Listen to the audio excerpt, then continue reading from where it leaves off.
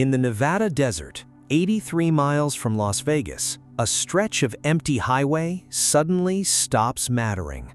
There's no fence, no gate, no wall rising from the sand, just a scattering of orange posts spaced along a dirt road and a sign bolted to a metal pole. Use of deadly force authorized. Behind those posts, everything changes, but nothing visibly does. The mountains keep going, the desert keeps going, even the road keeps going, cracked and empty, disappearing toward a dry lake bed ringed by ranges on every side. And yet, on paper though, everything changes at that line. Nearly 2.9 million acres of restricted desert, close to twice the size of Delaware, sealed off from public access, reportedly patrolled by buried sensors sensitive enough to tell a human footstep from a coyote's. For more than 70 years, the government has never officially said what's out there, and in March 2026, the last hillside where you could still legally look, Tickaboo Peak, 26 miles out, was closed too. So why does a line drawn in empty dirt in the middle of nowhere matter more than any fence in America? To reach it, you first have to leave almost everything behind. North from Las Vegas, the interstate gives way to two-lane blacktop, then to State Route 375, Nevada's so-called Extraterrestrial Highway, cutting through the Great Basin's high desert for nearly 100 lonely miles. This is country defined by absence, sparse creosote and sagebrush, wide valleys, mountain ranges rising and falling like something breathing slowly beneath the road. The only settlement along the way is Rachel, fewer than 50 residents, a scatter of mobile homes, in one bar that doubles as the town's entire economy. Past Rachel, pavement turns to dirt. Groom Lake Road, known locally as Mailbox Road, runs south off the highway toward a dry lake bed ringed on two sides by the Groom and Papoose mountain ranges, natural walls that shaped where this all began before a single person ever arrived. The land doesn't just surround the boundary, it built it. The place exists because of a problem nobody could solve in public. In 1954, the CIA needed to test a spy plane capable of flying higher than any Soviet weapon could reach, but building it in secret meant nowhere near a city, an airport, or a curious neighbor. The engineers who designed it needed somewhere so remote that a test flight could fail, crash, or vanish without anyone outside the program ever hearing about it. Groom Lake solved that problem before anyone built a single structure. Its dry, hard-packed surface was flat enough to land almost anything without paving a single foot of runway. The mountains around it did the rest, blocking sight lines, swallowing sound, keeping the whole operation invisible from the only roads anyone might have driven past. When CIA officer Richard Bissell first saw it from the air in April 1955, the terrain itself made the decision. The isolation wasn't a side effect, that was the entire point. Construction moved fast. By July 1955, CIA officers, Air Force personnel, and Lockheed engineers were living on a dry lake bed with almost nothing built yet. Workers nicknamed it Paradise Ranch, a name chosen specifically to make an assignment in the middle of nowhere sound like a reward instead of a punishment. Weeks later, the U-2 flew for the first time, not on purpose. During a taxi test, the aircraft lifted off the ground by accident. The real test flight came days after. By 1956, the program went fully operational, flying reconnaissance missions over Eastern Europe and eventually the Soviet Union itself. That same year, the cost became real. 3 CIA pilots died in training accidents, 2 of them right here on the lakebed they just finished building. In 1958, the government made the secrecy official. Public Land Order 1662 quietly withdrew nearly 40,000 acres from public use, the first legal fence around a place that until then had only ever been hidden by distance. The base was never really alone. It was the center of something enormous. Next door sits the old Nevada test site where the government detonated the better part of 1,000 nuclear weapons between 1951 and 1992. One family lived close enough to feel it, the Sheehans, who'd mined silver and gold from the nearby Groom Range since 1889. Fallout swept their property. Their ore mill burned in an explosion they always believed came from the sky. They stayed anyway, watching the base grow around them for 60 more years until 2015, when the Air Force took the last of their land by eminent domain. Zoom out further, and the whole picture changes scale. The restricted range surrounding the base, the Nevada Test and Training Range, spans roughly 2.9 million acres, built around one small runway on one dry lake bed, because in the desert, secrecy needs room to breathe. Just when the story seemed settled, it got bigger. By 1960, secrecy alone couldn't hold. A U-2 was shot down over the Soviet Union, its pilot captured, forcing Washington to admit publicly that it had been flying spy missions, though the base itself stayed unnamed. The program that followed needed more room, not less.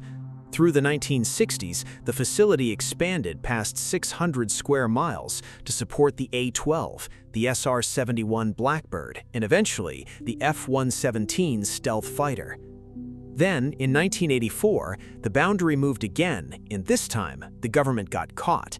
The Air Force stationed armed guards on nearly 90,000 acres of the Groom Mountain Range before Congress had actually approved taking it. Nevada's own congressional delegation, including a young congressman named Harry Reid, pushed back on behalf of the hunters and ranchers suddenly locked out of public land. The Air Force admitted, under questioning, that it had acted without legal authority. It kept the land anyway. A line that started as a security perimeter became something else, a boundary that expanded whenever the government decided it needed to. The same desert that offered concealment also fought back. Great Basin summers can push past 100 degrees on the valley floor, then drop 30 or more by night.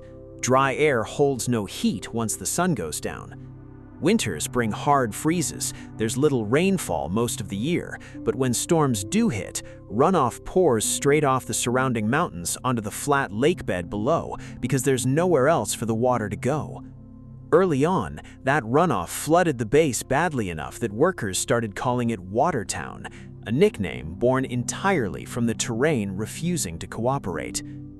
The same mountains that hid the base from view also boxed it in. Every supply run, every personnel flight, every emergency depended on a corridor of empty desert that offered no shortcuts and no backup plan. Isolation had built the base. It also meant that whatever happened here, a crash, an accident, a flood, happened alone. Every legend needs one person willing to say the quiet part out loud. Here, it was a man calling himself Dennis. In May 1989, he told a Las Vegas television reporter that he'd worked at a facility near the base, helping reverse engineer aircraft he described as not built by any government on Earth. Months later, he dropped the disguise. His name was Bob Lazar. The claims about his own education and employment history have never been independently verified, and skeptics have found no confirmation of the degrees and jobs he says he held. He also has unrelated convictions from 1990 and 2006. None of that has slowed him down. In early 2026, a new documentary retold his story to audiences all over again. Whatever the truth of what Lazar saw, his decision to speak turned a classified airstrip into a cultural fixture. One unverified account, repeated for over 30 decades, did something years of official secrecy couldn't. It gave millions of people a reason to care about a fence line in the desert. Photography prohibited, deadly force authorized. What you can't see is what actually enforces it. buried magnetic sensors along the access roads, sensitive enough, according to security researchers, to tell the difference between a person and an animal. Cross the line anyway, and the consequence is real. Private security contractors patrolling in unmarked white pickups hold trespassers until county deputies arrive. Fines have run several $100s, along with a misdemeanor charge. What little the public can actually confirm, hangars, runways, a control tower, shelters specifically built to hide aircraft during satellite passes, comes from commercial satellite imagery in declassified government documents, not rumor. Stories of a vast underground complex remain unverified. Skeptics note that no one has ever accounted for the volume of excavated earth such a project would require. The paper trail tells its own story: a 1958 land order, a 2013 declassified history, a 1995 congressional rider. Each one marks the exact moment the line moved again. For decades, this stretch of desert had one job: stay invisible. Then, without anyone planning it that way, it got a second one. In February 1996, Nevada's governor officially renamed State Route 375 the Extraterrestrial Highway, a tourism gambit timed to the release of an alien invasion blockbuster that used the base as its backdrop. 20th Century Fox seized the moment, flying in movie stars for a dedication ceremony in Rachel and burying a time capsule outside the town's only bar, sealed until 2050. What started as marketing became infrastructure. Rachel's population never grew past 50, but its economy did. One restaurant, one motel, one gift shop, all built entirely around a boundary nobody's allowed to cross. The secrecy that once tried to keep this place off every map became the very thing that put it on millions of them. A base built to disappear had accidentally become one of the most recognizable landmarks in the country precisely because no one could see inside it. Here's the part that actually explains everything.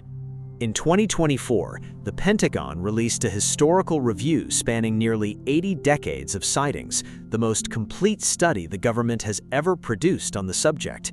Its conclusion: no verified evidence has ever confirmed extraterrestrial technology at this or any other American site. But the report went further. It found that some of the very people whose stories fueled the alien mythology had, in good faith, mistaken real classified aircraft programs for something otherworldly. And in certain cases, going back decades, the military hadn't bothered correcting them.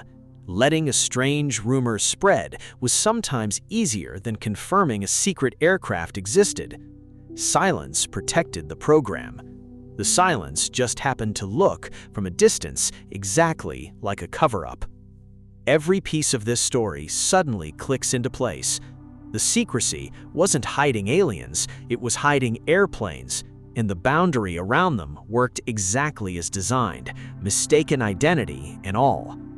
The base's official purpose is still, in government language, undetermined. Everything else points to a facility still doing exactly what it's always done. In June 2026, a thermal video captured near Groom Lake showed an unidentified tailless aircraft with a triangular canard-equipped silhouette. Aviation analysts quickly linked its design to Boeing's F-47, the Air Force's next-generation stealth fighter, though no one outside the program can confirm it. It's the same pattern repeating since 1955. Something new is being tested, and the public sees only a shadow of it. The boundary keeps tightening too. In March 2026, the Bureau of Land Management closed the last legal vantage point that remained, Tikaboo Peak, 26 miles out, ending a 3-decade run as the closest place the public could still see the base. The nearest known view today is Reveille Peak, 45 miles away. That same summer, a lightning-sparked wildfire burned across roughly 13,000 acres of the restricted range.